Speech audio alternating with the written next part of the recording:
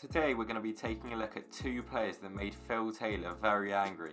He admitted that he wanted to strangle one, and he got fined for reacting to another. Paul Nicholson, who was a regular on the PDC tour in the late 2000s and early 2010s, played Phil Taylor 25 times in his career. Taylor won 92% of these meetings, meaning that Nicholson had just 2 wins over the power. Surprisingly, both of these wins came in televised majors, and both came in deciding legs. Nicholson's first televised meeting with Taylor came in the semi-finals of the 2010 Players' Championship Finals, and Taylor was the heavy favourite going into this game, as Phil had averaged 13 points higher than the Aussie in his quarter-final. The match was very close, but Nicholson eventually managed to take a 9-7 lead in the first to 10 tie. Nicholson missed 2 match starts at 9-8, and then Taylor managed to force a deciding leg.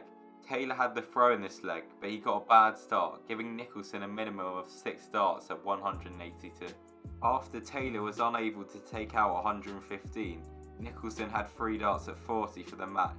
He came inside on both tops and double 10, but managed to pin double 5 with his last dart to take a famous win.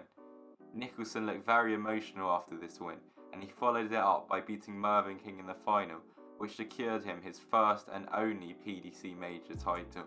The pair's next televised meeting came in the summer of 2011 at the UK Open. They played in the 5th round, following a 105 average from Taylor in the previous round and a Nicholson 9-8 win over Gary Anderson, despite the fact that at one point he was 5-1 down. Ahead of this game with Phil, Paul said that it didn't matter to him that he'd drawn the power and that he relished the challenge. Nicholson started this game well, opening up a 7-3 lead, but Taylor fought back and managed to force the deciding leg again. Taylor had the throw in this leg, but a 180 from Nicholson gave him the advantage. After Taylor failed to take out 137, Nicholson hit double 8 with 1 dart and then appeared to wave Taylor off the stage.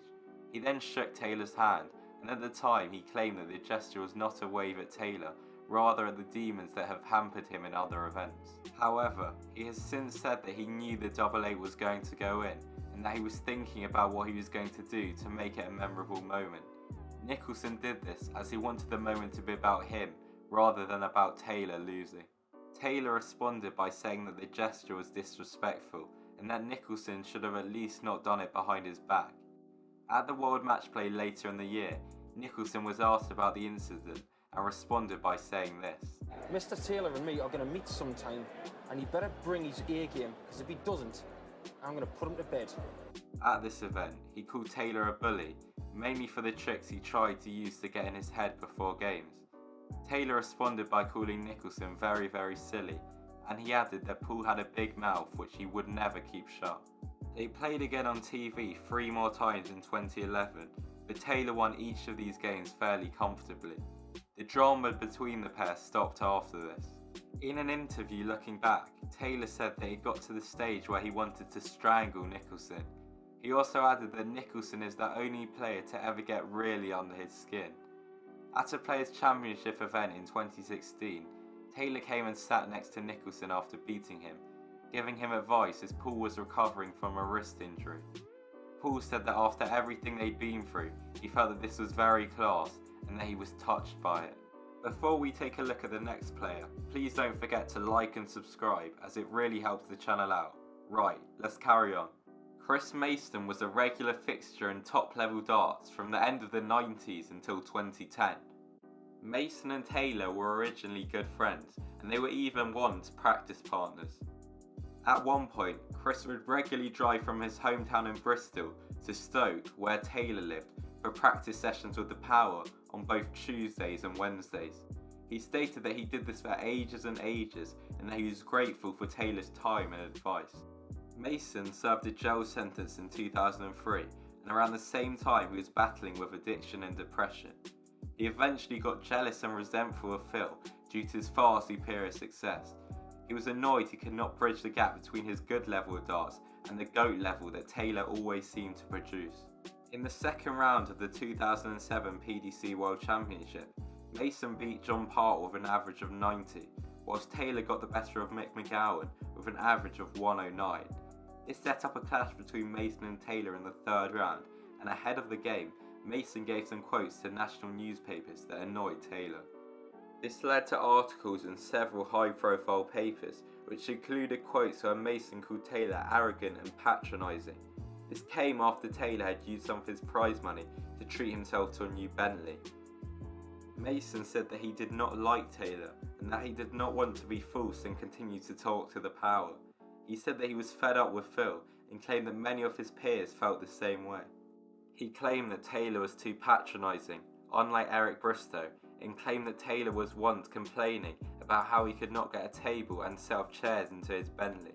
He said that his car was far worse than the Powers and that Taylor seemed to be rubbing everyone's noses in it. He also said that it was pathetic for Taylor to want a Bentley and that he had no chance of beating Phil and just wanted to have fun during their game. After reading this, Taylor said that he had heard it all before and that if they were talking about him, it was better than if they were talking about someone else. He said that he was flabbergasted, but that it did not affect him. Taylor also said that he felt sorry for Mason, who had never won a major. Taylor comfortably won their game 4-0 and shook Mason's hand, but Mason held on and swore at Taylor in the face. In his interview, Taylor threatened to walk away from the sport if others continued to speak to him like a piece of dirt. Taylor said that if Mason wanted a new car, he had to get up and earn one, and that Chris's behaviour during the game was filth. He also said that Mason had no excuse as he was a grown man. Mason later apologised for his conduct, but he said that he made no excuses for his behaviour and the words that he chose to use. He also said that he had written privately to Phil. Mason had also been arguing with crowd members both before and during the game, but he refused to apologise for this as there was abuse and personal insults involved. Mason got lots of media exposure from this incident and was even offered the chance to appear on reality show Celebrity Big Brother as a result, but he declined this as he did not want to make any money from the incident.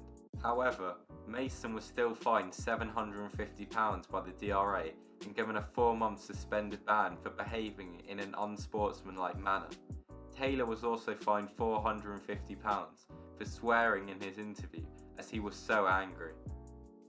Mason did see Taylor a week after the final at a car wash and Phil beeped his horn and waved. The pair then went out for coffee and talked it out. They went on to practice together again.